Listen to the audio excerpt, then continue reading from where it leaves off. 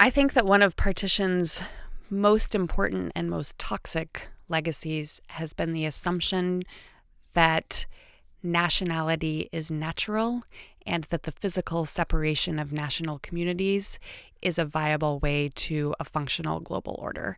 I think that's an assumption that many, many people continue to hold today that is a direct consequence of the conversations about partition that unfolded in all sorts of contexts.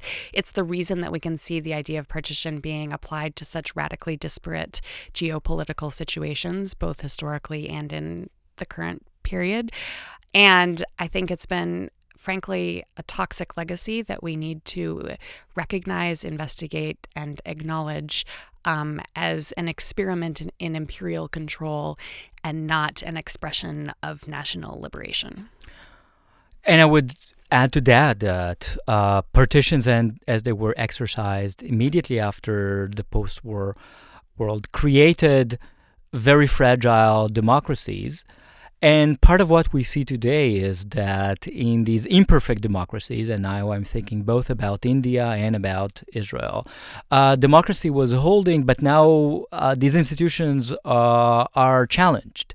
And it's very alarming for me to see that the assumptions of partition are not challenged, but the underlying assumptions of democratic rule of law are being questioned. And whether you look at the massive demonstrations in India today concerning the attempt to redefine the citizenship law, if you look at what's happening in Israel, Palestine, the passing of the nation-state basic law, I think it illustrates this bigger argument that if we think that partition belongs to the dustbin of history and it's no longer with us, partition is here, and it produces the headlines of today's newspapers and probably also tomorrow's.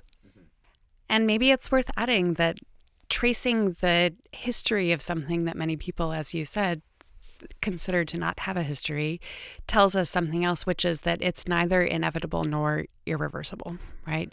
And that, in fact, there are other political imaginaries. There are other paths forward. We can think in a kind of post-partitionist kind of way, and that tracing out exactly how partition has functioned helps us to identify some of the less productive paths in imagining a functional global political order.